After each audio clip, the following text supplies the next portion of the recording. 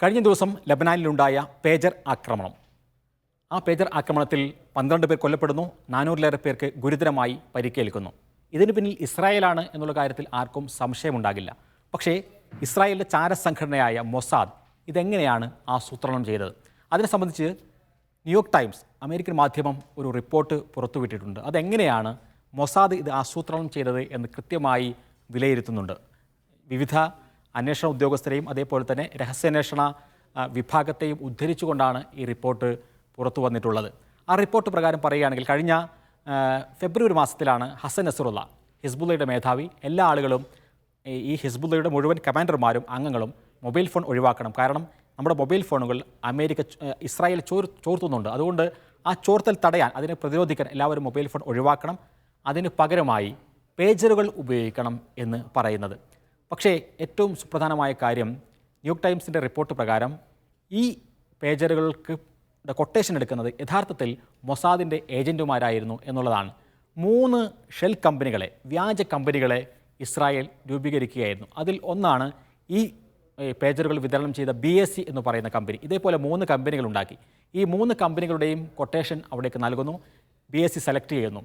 ഏറ്റവും സുപ്രധാനമായിട്ടുള്ള കാര്യം, ഈ BSC എന്ന് പറയുന്ന കമ്പനി ഹംഗറിയിലാണ് രജിസ്റ്റർ ചെയ്തിട്ടുള്ളത്. പക്ഷേ ഹംഗറിയിൽ അതിൻ്റെ ഓഫീസ് തേടിക്കൊണ്ട് കഴിഞ്ഞ ദിവസം ഹംഗറിയിലെ റിപ്പോർട്ടർമാർ അവിടെ പോയി. അപ്പോൾ അവിടെ കണ്ടത് ആ ഓഫീസിൻ്റെ ഒരു വാതിലിൽ ഒരു A4 പേപ്പറിൽ മാത്രമേ ഈ കമ്പനിയുടെ പേര് ഒട്ടിച്ചു വെച്ചു എന്നുള്ളത് മാത്രമാണ്. അവിടെ ഒരു കമ്പനി പ്രവർത്തിക്കുന്നില്ല, അവിടെ ഇതിൻ്റെ നിർമ്മാണം നടക്കുന്നില്ല, അതിൻ്റെ വിതരണം നടക്കുന്നില്ല, ഒന്നും നടക്കുന്നില്ല.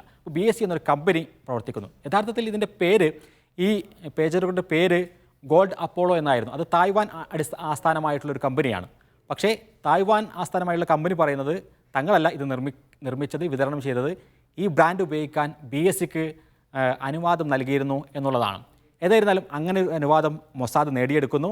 ഗോൾഡ് അപ്പോളോ എന്ന പേരിൽ ഈ കമ്പനി പ്രവർത്തിക്കുന്നു. ആ കമ്പനി യഥാർത്ഥത്തിൽ ഇസ്രായേലിൻ്റെ, മൊസാദിൻ്റെ ഒരു ചാരസംഘടനയുടെ ഷെൽ കമ്പനി ആയിരുന്നു എന്നുള്ള കാര്യം വെളിച്ചത്ത് വരുന്നു.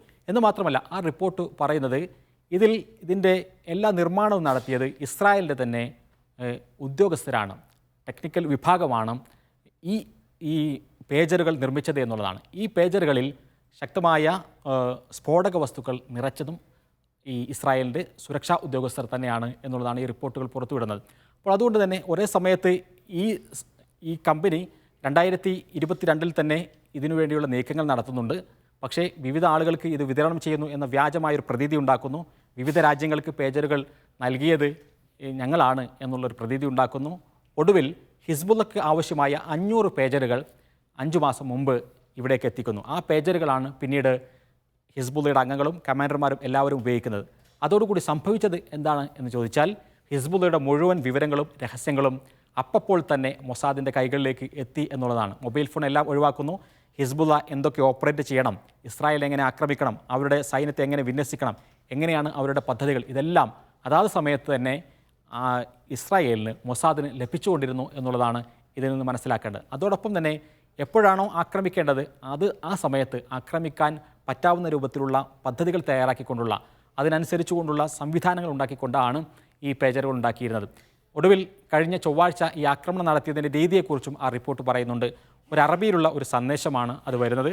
ഹിസ്ബുള്ളയുടെ തലപ്പത്തു നിന്നുള്ള സന്ദേശം എന്ന രൂപത്തിലാണ് അറബിയിൽ ആ സന്ദേശം വരുന്നത്. ആ സന്ദേശം, ആ ടെക്സ്റ്റ് മെസ്സേജ് തുറന്ന ഘട്ടത്തിലാണ് എല്ലാവരും ഈ പേജറുകൾ പൊട്ടിത്തെറിക്കുന്നത്. അപ്പോൾ അതുപോലും ആസൂത്രണം ചെയ്തുകൊണ്ട് അറബിയിലുള്ള ടെക്സ്റ്റ് മെസ്സേജ് വരുന്നു, അത് ഓപ്പൺ ചെയ്യുന്നു. അത് ഓപ്പൺ ചെയ്തിട്ടുള്ള ആളുകളെല്ലാം ആ സമയത്ത് തന്നെ പൊട്ടിത്തെറിക്കുന്നു. ഈ അവസ്ഥയിൽ ഒരേ സമയത്ത് തന്നെ വിവരങ്ങൾ ചോർത്താനും അതോടൊപ്പം തന്നെ ആളുകൾക്ക് അപകടമുണ്ടാക്കുവാനും പറ്റാവുന്ന രൂപത്തിലുള്ള ഒരു വലിയ പ്ലാനിങ് അതാണ് മൊസാദ് നടത്തിയത്. ആധുനിക ചരിത്രത്തിൽ തന്നെ ഈ രൂപത്തിലുള്ളൊരു ആക്രമണം എന്ന് പറയുന്നത് ഉണ്ടായിട്ടില്ല. ട്രോജൻ കുതിരകളെക്കുറിച്ച് നമ്മൾ മുമ്പ് കേട്ടിട്ടുണ്ട്. പക്ഷേ ഇപ്പോഴത്തെ ഏറ്റവും അത്യാധുനികമായ പുതിയ ടെക്നോളജി ഉപയോഗിച്ചുകൊണ്ടുള്ള ട്രോജൻ കുതിരകളാണ് മൊസാദ് നിർമ്മിച്ചിട്ടുള്ളത് എന്ന് നമുക്കിത് മനസ്സിലാക്കാൻ സാധിക്കും. ഇനി എന്തൊക്കെയാണ് മൊസാദ് ഹിസ്ബുള്ളയെയും ഹമാസിനെയും അതേപോലെ തന്നെ ഇറാനെയും തകർക്കാൻ വേണ്ടി കരുതി വച്ചിട്ടുള്ളത് എന്നുള്ള വലിയ അന്വേഷണങ്ങൾ നടക്കുന്നു. സ്വാഭാവികമായും ഇത്തരം സാങ്കേതിക വിദ്യകളെക്കുറിച്ചുള്ള ആപൽക്കരമായുള്ള ഭീതി എല്ലാ ആളുകളിലും ഉണ്ടാകുന്നു. ഇപ്പോൾ പ്രത്യേകിച്ചും ഈ വാർത്ത വന്നതോടുകൂടി ലബനാനിലുള്ള ആളുകളെല്ലാം മൊബൈൽ ഫോണുകൾ ഒഴിവാക്കുന്നു. ഹിസ്ബുള്ളയുടെ അംഗങ്ങൾ മാത്രമല്ല, ബാക്കിയുള്ള ആളുകൾ കൂടി മൊബൈൽ ഫോണുകൾ ഒഴിവാക്കുന്നു എന്നുള്ള തരത്തിലുള്ള വാർത്തകൾ വരികയാണ്. അപ്പോൾ ലോകത്തെല്ലായിടത്തുമുള്ള ആളുകൾക്ക് നമ്മളെല്ലാവരും നമ്മുടെ പോക്കറ്റുകളിൽ കൊണ്ടു നടക്കുന്നത് ഒരു പൊട്ടാവുന്ന ബോംബാണോ എന്ന സംശയങ്ങൾ ഉണ്ടാക്കാവുന്ന വിധത്തിലുള്ള പുതിയ യുദ്ധമുറകൾ വരികയാണ്. ആർട്ടിഫിഷ്യൽ ഇൻ്റലിജൻസും അതോടൊപ്പം പുതിയ സാങ്കേതിക വിദ്യകളും അതോടൊപ്പം തന്നെ ഈ പുതിയ ചാരപ്രവർത്തനങ്ങളുടെ പുതിയ രീതികളും വരുന്നതോടുകൂടി വലിയ സംഘർഷങ്ങളിലേക്കാണ് കാര്യങ്ങൾ പോകുന്നത്. യുദ്ധത്തിൻ്റെ പുതിയ തലങ്ങളാണ് ഇപ്പോൾ ഉണ്ടായി വരുന്നത്.